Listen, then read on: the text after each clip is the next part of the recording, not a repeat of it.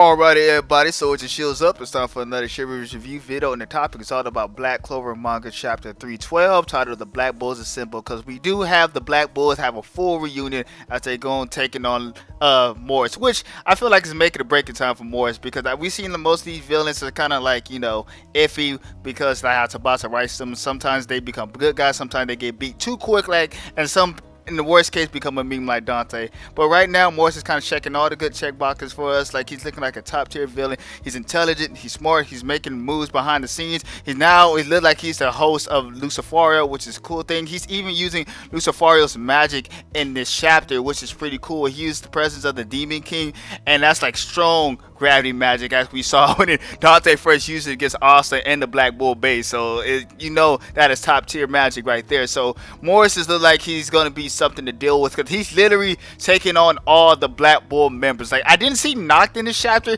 I didn't even see Noct at the end of the chapter in the last shot when you see Asta, like the second half of the Black Bull group there. This shows like how many people this shows how much the Black Bulls is growing when it comes to like the numbers of the group. Because you have one half in the beginning, in the middle of the chapter, facing off against Morris. Then you have the second half of the group facing off against Morris. And so like all of them together, it looks like they have a huge number of people, not big as the Golden Dawn or even the half what the Golden Dawn had, even though Golden Dawn did lose a lot of members after the whole Xenon attack at the Golden Dawn stronghold. But it does look like the Black Bulls have a nice number of crew members, and you already know they have all types of rare magic. You got Zoro that can do ash and trap magic. You got Magna and we saw what he did with that soul chain, what he did to Dante. We got Luck, we got Gray, we got Charmy, we got Asta, we got Noel, we got Finral, we got Ghost, man. He's probably already the OP. That mirror magic is the problem to deal with, you know what I'm saying? And you got Vanessa that can literally change fate with her cat Rogue, and her string magic is pretty cool and top notch as well. So Morris is like going against all this, and he looked like he's handling himself pretty well. So I'm glad to see Morris and not look like he's gonna take a huge L right here, even though we do see in this little shot right here, this panel, like he looked like he did get hit pretty bad. I don't know who punched him, but it looked like someone literally decked him in the face. Maybe it was Asta, but he got decked in the face, and he looked like he doesn't look like he's down for the count, but he looked like he got hit pretty bad. And I love the last shot right here when we see Asta and them right there and talk about we're here to get our captain back. It's kind of like a parallel to the court scene. Remember when Asta was on trial, and when Kira had Asta on trial, and like the Black Boys came to bust them out of the courthouse. You see Yami and them, and it was in front of everybody. Now Asta's there, and I think it's a nice little parallel to Tabata did right there. I think that was pretty good stuff right there. And yeah, we saw Morris use his magic to basically make Rogue, Vanessa's cat, basically ineffective, which is cool because we already seen Dante was able to do that with his gravity magic because Rogue needs to touch something to like change the fate, I believe. Let me know if I'm wrong about that in the comment section. But it's cool to see it's ineffective because we don't need no luck RNG stuff in this fight right here.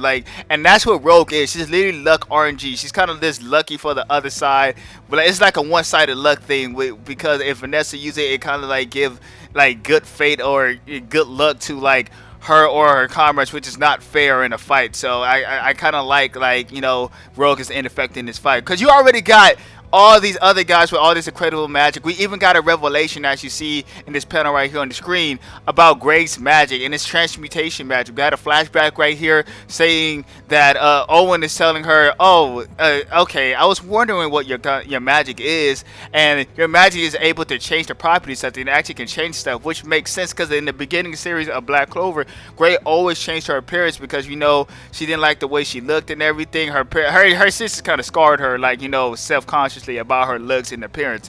But she was changing the looks of her appearance. Then she started changing properties of magic because remember when they was fighting against Sally and Radius and stuff like that. She literally changed the property of a magic spell. Then we saw what happened when Ghost was got that big sword through his body by Dante. She was able to change that sword into something else, and it was able to heal him in a way. So she has all this stuff, and transmutation is all about changing stuff, changing the property, changing the origin of something to something else, and that's what Gray magic is. So that was a cool reveal by Tabata. Now we finally got a true name for Grace Magic. Cause I remember people was calling it magic conversion. I was calling it conversion magic myself, because I thought that's what it was. That's what a lot of people thought it was. But now we got an official name for it. It's called transmutation magic, and she's putting in a lot of work right now. And she had a little cute moment with Gosh right here, and she's like, "Oh no, man, when I'm using this magic, kind of embarrassing when people looking at me." Or she said something about Morris is looking at him. Then Grant's like, "Yo," then Gosh really had to check her like, "Yo, that's not the time to be worried about right now. That right now. Look at me." And you see Gray looking at him, and it's like, even though it's not a real shipping moment, you had the two people, like everybody shipping together, having a little moment together, and they're using their magic together to fight against Morris, which is a cool little scene right there. Then we got the flashback scene with Gordon coming back to the Black Bull hideout, to the Black Bulls, because I was wondering, how did Gordon know about the Spade Kingdom attack? Because remember, Nock told everybody else that was there, we got 2 days to prepare before we go attack. So how would Gordon know about that? So I'm glad at least Tabata gave us some more, some type of explanation of how Gordon was there, because he would literally showed up there by himself on his own volition. They didn't go make a quick piss stop, but I wish they kind of did make a quick piss stop. I think that would have been better than him just coming, because how would he know unless maybe Nock's cat or one of his other devil familiars go talk to Gordon, and like, because remember, Nock said he'd been watching everybody for a long time now, because maybe he just appeared there and told Gordon, "Yo, you got 2 days to do this, get ready to storm the Spade Kingdom." And that would be a fine explanation. I wish Tabata went more in explanation how Gordon knew about all this,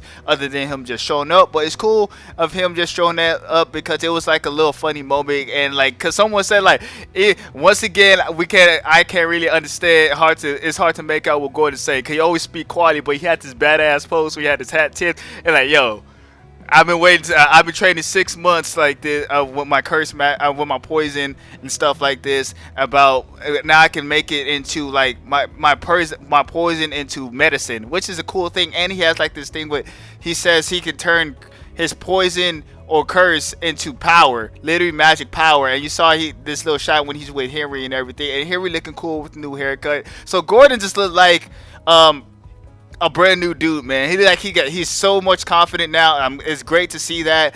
And like, he look like he's about to be putting this to work too, because everybody thought, oh, he's gonna break Laura Pacheco's curse and everything, which it made sense to why he's been training for 6 months. But maybe he broke Henry's curse. Maybe he did a lot of stuff during that 6 months to get him ready for this moment right here. And this is what Tabata want to go with. So let's just go with it right now.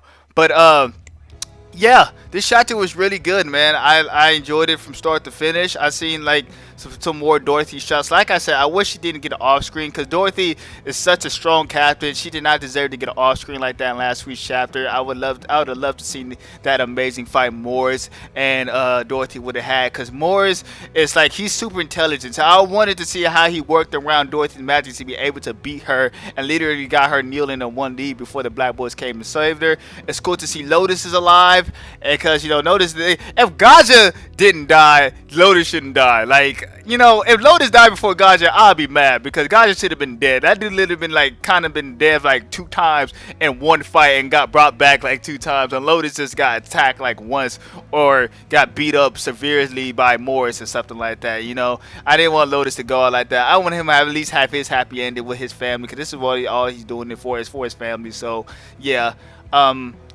Yeah, and I think that's pretty much it. We also saw Yami at the end, so that was cool to see him right there. Even though we didn't see him make a move or twitch or anything, it is good to see like he's right there as the Black Bulls is ready to take on Morris. The full squad of the Black Bulls take on Morris. And the end shot, bro, Charmy like a straight villain. Did y'all see Charmy in the back?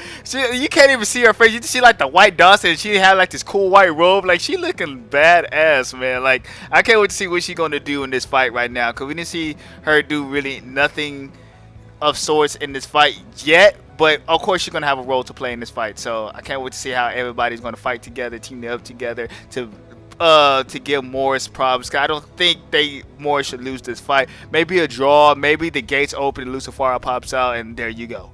But yeah, that's pretty much it. What I have for this review. Let me know what y'all thoughts about this chapter. Did you like it? Did you love it? What's your favorite part of the chapter? What you thought they should have done? Tabata should have done better or done in this chapter in general. And yeah, And always to surely go to the description section down below to follow the cover artist's Twitter link I will have in there. So make sure you go like and follow them. Today's picture I used for this thumbnail is one hook. He did an amazing shot of the Black Bulls assembling, and the coloring is amazing. He's just always been doing great work for the Clover community and any other anime and manga community when it comes to other series as well. So make sure y'all show some love and the support, and go follow One Hood as fast as y'all can. And yep, that's it, guys and gals. I'm Chivalrous Review.